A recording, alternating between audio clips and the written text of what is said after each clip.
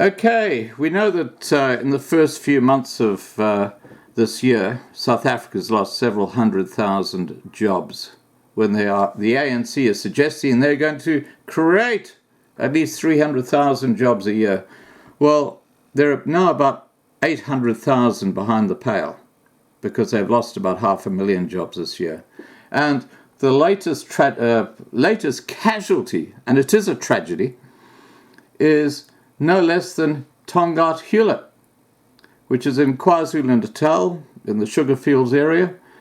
An estimated 5,000 workers are set to lose their jobs as South African agriculture and property giant Tongaat Hulett restructures its business.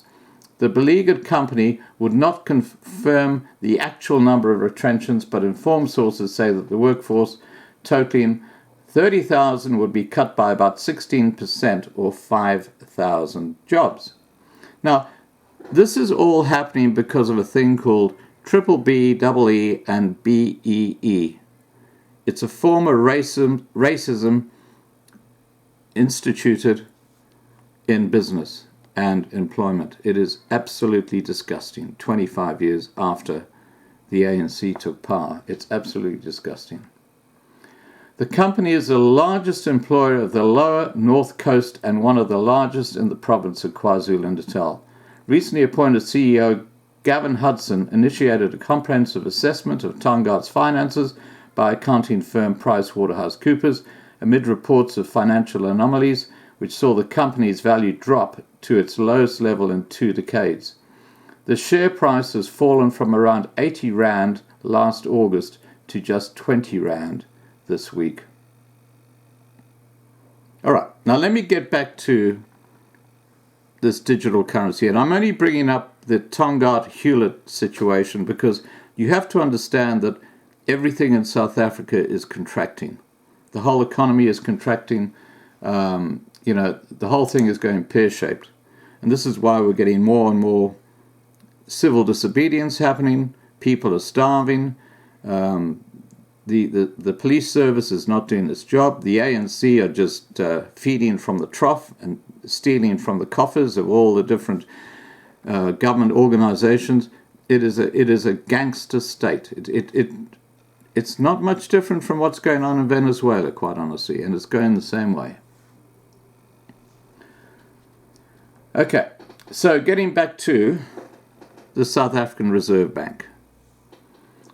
The waters of blockchain are being tested at different levels, though, and according to the World Economic Forum, those actively investigating possibilities are all looking to win efficiencies, enhance security, and find ways to include more people in the financial system on their banking and payment platforms. Now, I've already said what they're talking about there is chopping tens of thousands of jobs in South Africa if they get rid of physical coin and physical banknotes. Now, how useful is a digital account on your mobile phone or your credit card going to be if there's no electricity?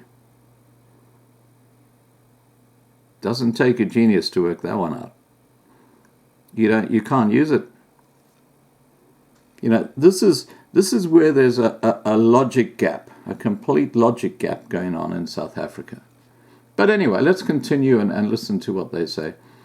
South Africa's Project Khokha, it should be called KAK, has 2 honourable mentions in the World Economic Forum report. It relates how in 2019 the South African Reserve Bank successfully executed payments over its wholesale payment network via a DLT network. The trial run included all the retail banks, and the Reserve Bank wanted them all to gain practical experience on aspects of using blockchain in a realistic test environment where different deployment models were used. It also wanted to better understand how the South African multiple option settlement system would integrate with the DLT. The system is the Reserve Bank's automated interbank network, which allows local banks to settle their obligations among one another in real time. Now, what they're actually talking about is that Wall Street bankers are using South Africa as a test case. And if it goes pear-shaped, well, it's only South Africa. We don't care. So you've got to understand what's going on behind the scenes here. When we talk about the Reserve Bank and we talk about the major South African banks, we're talking about the bank's owners who are in New York in Wall Street. These banks are not owned by South Africans. And, it's a sacrificial cow. To them, banks like ABSA and FNB are small bickies. They can afford to let them go if the thing collapses. And they don't care about humanity. Just ridiculous. Just like Project Kaka, or Coca, I'm going to call it Project Cuck. Stage pilots of other central banks have also focused on wholesale digital currency for domestic use. The findings were announced to the public in July 2018 after the Intergovernmental FinTech Working Group was formed. Key members from the Reserve Bank, the Financial Sector Conduct Authority, Financial Intelligence Centre, National Treasury and the South African Revenue Service were brought together at the beginning of 2018, tasked with formulating policy on private cryptocurrencies and DLT. Now, let's just remember that the US has said quite clearly that they're looking at outlawing cryptocurrencies because they see huge dangers there. And I totally agree with them. But anyway, let's continue with the South African story. But the Reserve Bank's research into electronic money option goes even further back than that. In a holding statement, it says the Currency Management Department has been conducting extensive research to understand the case for such an electronic form of cash, named electronic legal tender, since 2016. That became apparent when the Reserve Bank issued an expression of interest on 29th of April this year, 2019, on the feasibility of a central bank digital currency as electronic legal tender. It was published on its website, largely under the radar of the general public. And with national elections being a further distraction, even less attention was paid to the related briefing held on the 14th of May. The bank met potential tender vendors to discuss the scope of the project, how it could be executed, and its design principles. So you notice how this is all happening behind the scenes and you're not supposed to know about it? It's quite disgusting. It's how the banks work. The Reserve Bank denied Business Maverick's request for an interview on the matter with Currency Management Department head Johan Benz, but did provide a copy of a holding statement via email. It stated, South African Reserve Bank does not presently have a formal position on the feasibility of issuing an electronic legal tender or ELT. However, it is proactively seeking to understand the policy considerations of issuance and to understand the associated implications of such issuance. The research conducted to date focused primarily on developing an understanding of the various forms of public and private virtual currencies, as well as the potential implications should a central bank decide to issue a general-purpose CBDC. It says that the next phase will be practical hands-on experimentation with potential design models taking all the security and risk aspects into consideration. The closing date for expression of interest is 6th of June 2019. Now, the reason they're making such a short date is because they've already got the company that's going to do this sorted.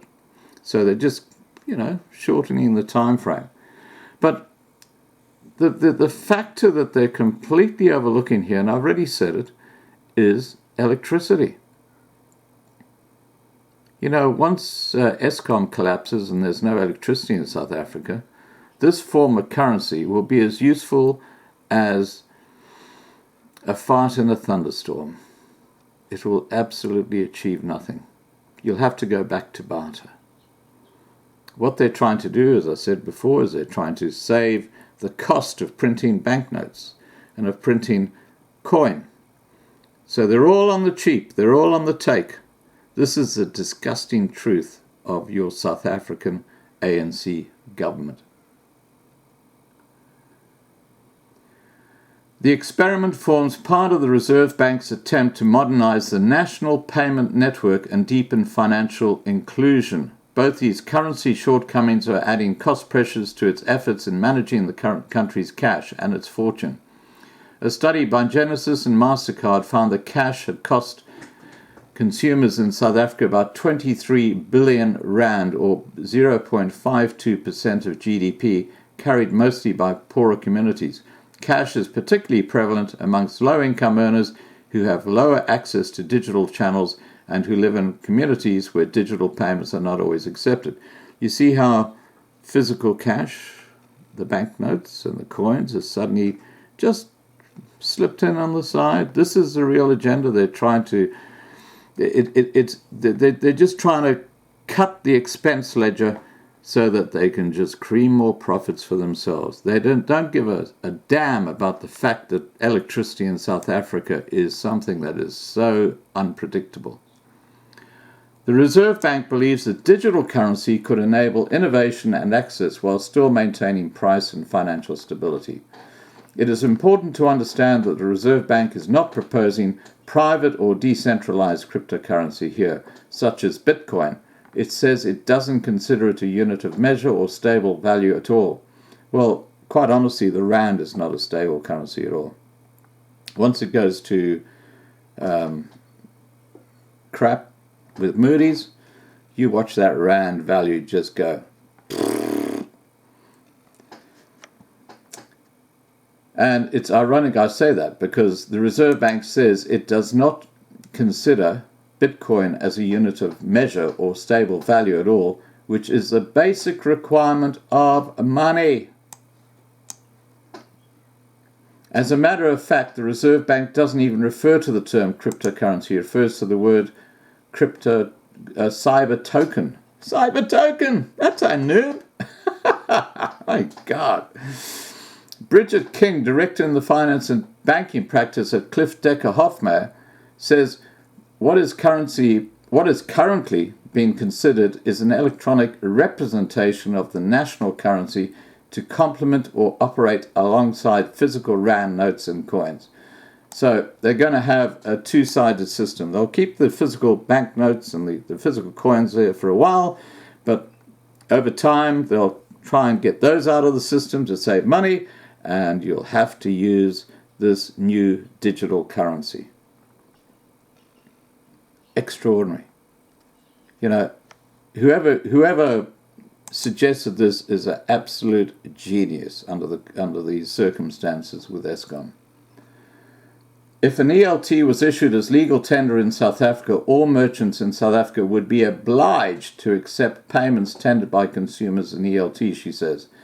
Unlike crypto assets such as Bitcoin, the SA ELT would represent fiat currency owned by the Reserve Bank, intermediated through banks and other financial intermediaries. She says the South African Reserve Bank Act dates to 1989 and empowers the Reserve Bank to mint coins and make banknotes, but does not expressly contemplate the minting or making of digital currency. Presumably, legislative steps would have to be taken to pave the way for the issuing of digital currency in South Africa.